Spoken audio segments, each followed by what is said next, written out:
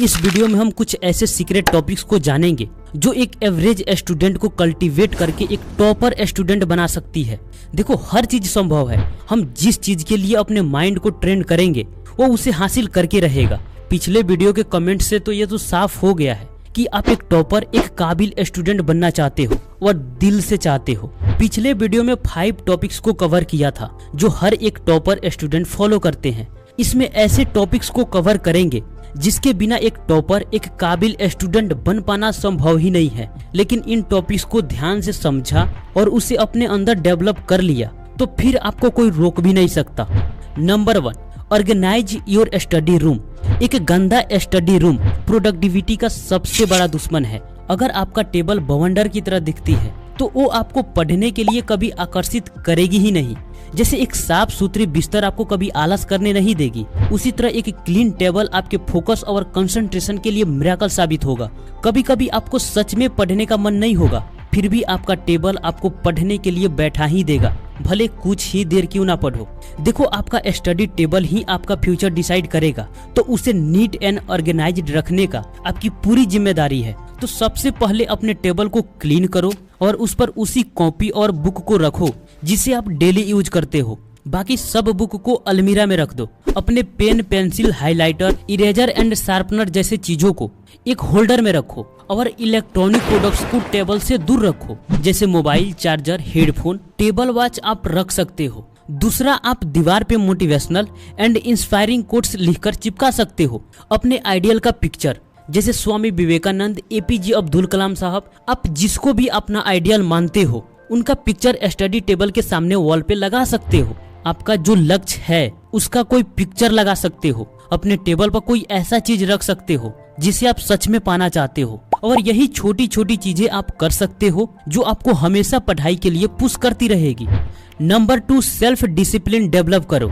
देखो, नोट्स बनाना, previous year paper solve करना, exam के अकॉर्डिंग प्रिपरेशन करना, अच्छे कोचिंग ज्वाइन करना, लिखकर याद करना, समझकर पढ़ना, ये सभी टिप्स हैं और जरूरी भी है। पर इन सब चीजों को आपसे कराएगा कौन? प्लान को एग्जीक्यूट कराएगा कौन? टाइम मैनेजमेंट जरूरी है, पर उससे ज्यादा जरूरी है माइंड मैनेजमेंट। क्या लगता है आपको, टॉपर्स में सेल्फ डिसिप्लिन होती है? हाँ, होती है, 100% होती है। देखो, इस टॉपिक को गौर से समझना अगर आप टॉपर बनना चाहते हो और सच में चाहते हो। टॉपर मतलब कि आप हजारों लाखों स्टूडेंट्स में एक बनना चाहते हो, राइट? तो अगर आप सूरज की तरह चमकना चाहते हो तो सूरज की तरह जलना तो पड़ेगा। आप इस पिक्चर को देखो, इसका कीमत सिर्फ 5 रुपये है, क्योंकि ये तपा हुआ नहीं है, ये आग पे थोड़ा तपा हुआ है, तो इसका कीमत 10 रुपये है। ये आग पर इतना तपा हुआ है कि इसने तो अपना स्वरूप ही बदल दिया और इसका कीमत 75 रुपये है।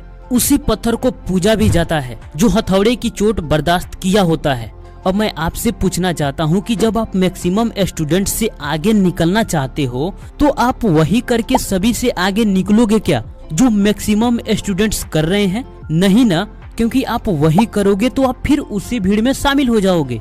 तो भीड़ से अलग बनने के लिए भीड़ से अलग करना पड़ता है। इसीलिए मैंने पहले भी एक वीडियो में बताया था कि जब दूसरे लोग सो रहे हो तब आप पढ़ाई करो, जब दूसरे लोग घूम रहे हो तब आप काम करो, और जब दूसरे लोग खेल रहे हो तब आप तैयारी करो, और जब दूसरे लोग इच्छा कर रहे हो तब आप प्लान बनाओ। तो ऐसे ही आप मैक्सिमम लोगों से अलग एक्शन लोगे, तभी तो आप मैक्सिमम लोगों से आगे निकलोगे और टॉपर बनोगे। यही रियलिटी है। ये तो 100% सत्य है कि आप तब भी सबसे आगे निकलोगे जब आप दूसरों से ज्यादा खुद को तैयारी में लगाओगे, और हर टॉपर में यही क्वालिटी होती है।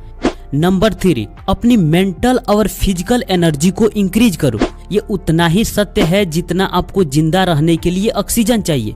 आप हमेशा बेड पर क्यों पड़े रहते हो? क्योंकि आप में ऊर्जा की कमी है। प्रोक्रास्टिनेशन क्यों करते हो? क्योंकि आप में मेंटल एनर्जी की कमी है। और फिजिकल और मेंटल एनर्जी के बिना आपके सारे प्लान अधूरा रह जाएगा। आप सोचोगे कि मुझे पढ़ना है, लेकिन आप पढ़ नहीं पाओगे। आप सोचोगे कि मुझे ये काम करना है, प्लान भी रहेगा लेकिन एक्शन नहीं ले पाओगे।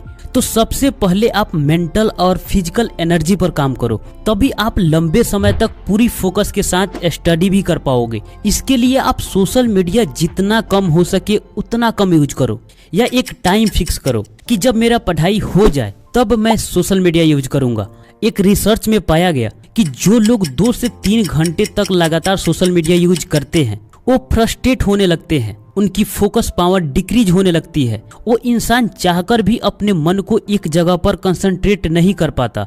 और आपको तो पढ़ाई करना है और उसमें भी टॉपर बनना है, तो आपके लिए एकाग्रचित होकर स्टडी करना सबसे ज्यादा जरूरी है। और बिना कंसंट्रेशन के स्टडी करना एक ऐसी बाल्टी में पानी भरने के जैसा है जिसके बॉटम में ही छेद हो। और तब आप बोलोगे कि मैं दिन के 7 से 8 घंटे स्टडी करता हूँ, फिर भी मैं एवरेज हूँ, मेरा अच्छा मार्क्स नहीं आते। आपने पढ़ाई के तो घंटे गिने, लेकिन उस समय आपका फोकस गायब था। अगर आप ओवर थिंकिंग भी करते हो, हमेशा सोचते रहते हो, तो ये भी आपके मेंटल एनर्जी को लॉस करती है। लास्ट है स्लीपलेस, यानी नींद की कमी।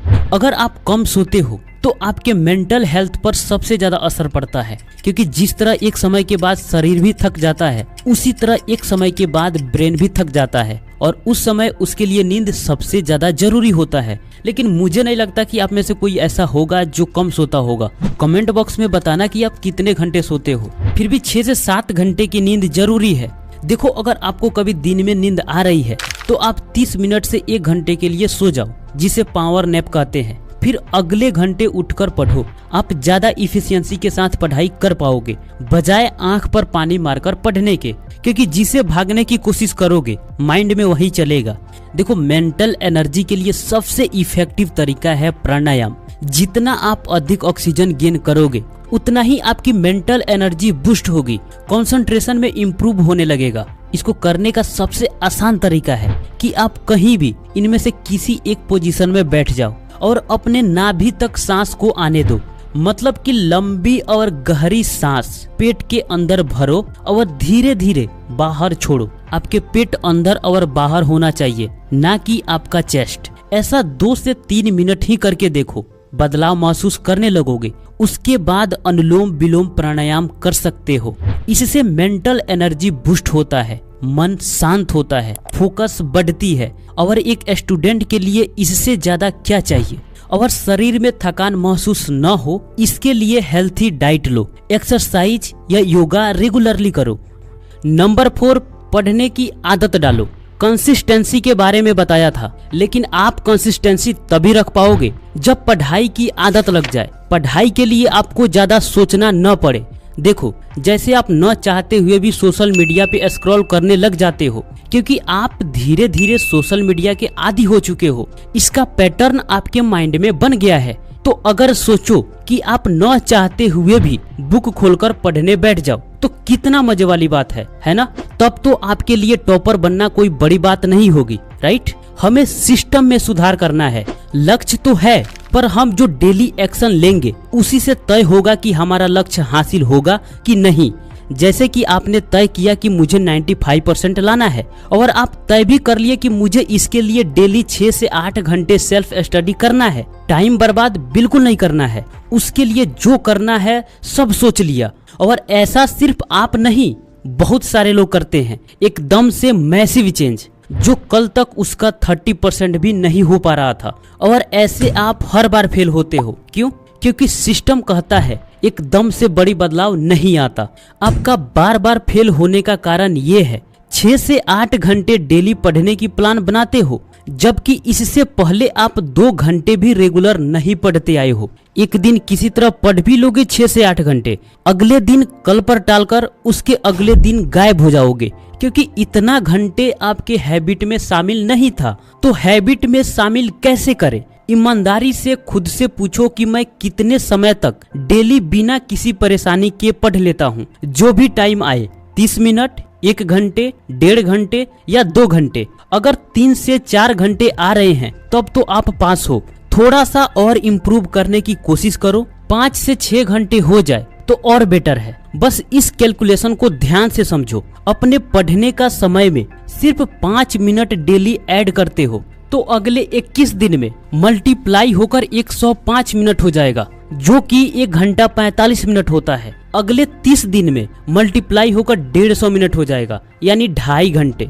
अगर आप 30 मिनट से स्टार्ट करते हो तो 21 दिन बाद 2 घंटा 15 मिनट डेली पढ़ने की आदत लग जाएगी। 30 दिन बाद 2.5 घंटे प्लस 30 मिनट, 3 घंटे का डेली स्टडी हैबिट डेवलप हो जाएगा। आप ना चाहते हुए भी इतना समय तो पढ़ोगे। अगर आप 5 से 6 घंटे डेली स्टडी करने लग जाते हो तो अब उसमें कुछ ऐड मत करो, सिर्फ उसे दोहराते रहो। और ऐसे ही हर टॉपर्स में डेली एक निश्चित समय पढ़ने की हैबिट डेवलप होती ही है। दोस्त, हैबिट लगातार किसी भी चीज को करने से डेवलप होती है और कुछ समय बाद वो ऑटोमेटिक होने लगती है। तो अगर आपसे स्टार्टिंग में एक दिन पढ़ाई मिस हो जाता है तो अगले दिन आपको पढ़ाई फिर से स्टार्ट कर ही देनी है, वरना 2 से 3 दिन बाद आप भूल जाओगे कि मैंने कोई चैलेंज लिया था। तो क्या आप ये चैलेंज एक्सेप्ट करने के लिए तैयार हो? तो कमेंट बॉक्स में आई एम रेडी जरूर लिखना। तो दोस्त, ये रहा वो 4 टॉपिक्स जिसे आप फॉलो करते हो तो टॉपर बनने से आपको कोई रोक नहीं सकता। तो कैसा लगा वीडियो कमेंट बॉक्स में जरूर बताना। मिलते हैं आपसे फिर अगले वीडियो में, तब तक के लिए आपका धन्यवाद।